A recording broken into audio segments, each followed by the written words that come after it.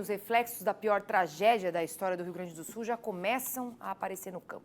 A consultoria StoneX cortou a estimativa de produção de soja 23-24 do estado em 3 milhões de toneladas. Tema para o nosso quadro Commodities em Foco.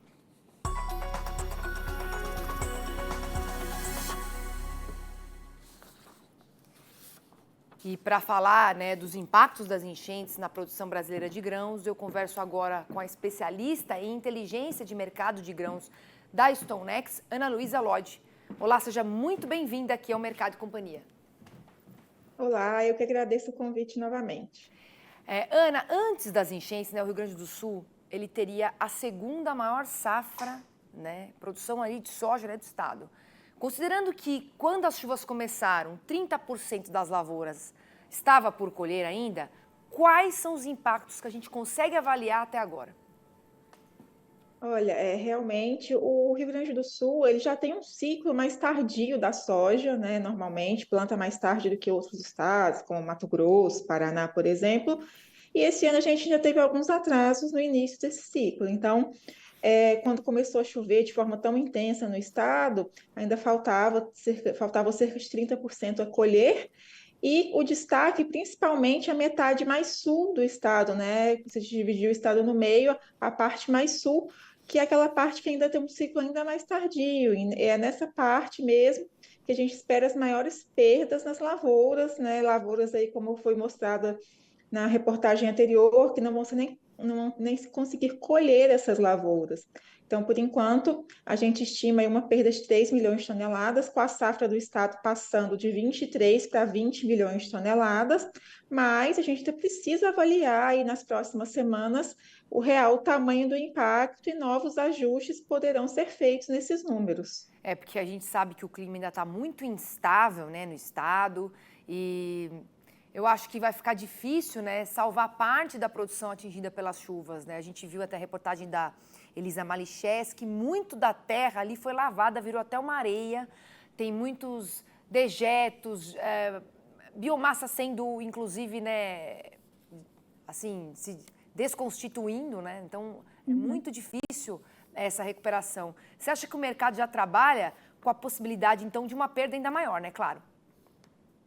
Olha, falar em números agora, a gente ainda precisa esperar aguardar mais um pouco mais, a gente tem possibilidade sim de ajustes, como tem sido falado, tem muitas áreas aqui que ainda estão com água, estão alagadas ainda, então a gente precisa avaliar nas próximas semanas o que vai acontecer, além de ter algumas previsões de chuva também para o estado, claro, não chuvas tão intensas como a gente teve na passagem de abril para maio, mas um solo que já está encharcado, que já está numa situação aí com umidade excessiva, receber mais chuva dificulta ainda mais as condições de finalização da safra.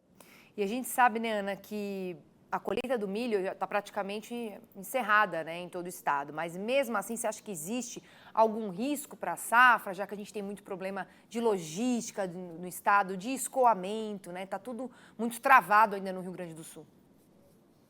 Esse é outro ponto, A gente está falando muito de impacto em lavoura, mas além de a gente tem impactos em toda a cadeia do agronegócio, Foi falado na reportagem anterior também da questão de grãos armazenados em silos que foram alagados. Então, pelo menos uma perda de qualidade esses grãos devem ter e registrar desconto em preço, por exemplo, já não serem adequados para exportação também, cumprir os requisitos da exportação, por exemplo.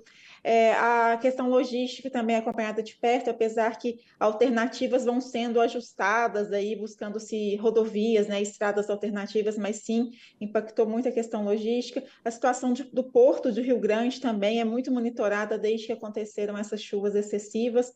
E além disso, o consumo do estado do Rio Grande do Sul também, que é um grande consumidor de grãos, não só para a produção aí de proteína animal, mas também para a questão dos biocombustíveis, por exemplo. Então, a gente tem que avaliar como vai afetar esse consumo, o armazenamento dos grãos, a chegada dos grãos nas indústrias, e toda a cadeia aí que envolve os grãos, o complexo de soja e o milho. Agora, para a gente poder encerrar nossa conversa, eu gostaria que você trouxesse um panorama, dos preços, tanto da soja e do milho. Como é que ficou o mercado aí nessa semana?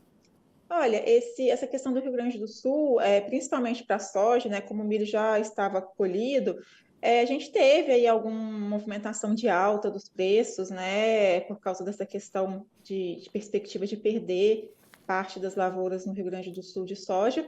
Só que a gente ainda continua monitorando o contexto global, porque a gente vem aí desde o ano passado de uma combinação, né, de oferta relativamente mais folgada e de preocupações pelo lado da demanda, diante de um crescimento econômico um pouco mais lento ao redor do mundo, taxas de juros mais elevadas. Então, esse cenário ele se mantém. Mas sim, essa questão do Rio Grande do Sul, ela teve algum impacto nos preços, e nos preços da soja, no caso, principalmente. No caso do milho, a gente tem outras questões também afetando o preço mais recentemente, né, como atrasos no plantio nos Estados Unidos, a ocorrência muito importante de cigarrinha na Argentina, que já reduziu de forma importante a safra de lá. Então, a gente tem outras questões do lado da oferta, não só a questão do Rio Grande do Sul, que é muito importante, dada a relevância do estado na produção de grãos aqui do Brasil, mas outras questões em outros países importantes produtores que também estão afetando os preços nas últimas semanas. Ana, obrigada aqui pela sua participação conosco, por trazer todos esses números, toda essa projeção aí de mercado. Um bom fim de semana para você e até uma próxima. Eu que agradeço novamente, um ótimo final de semana a todos.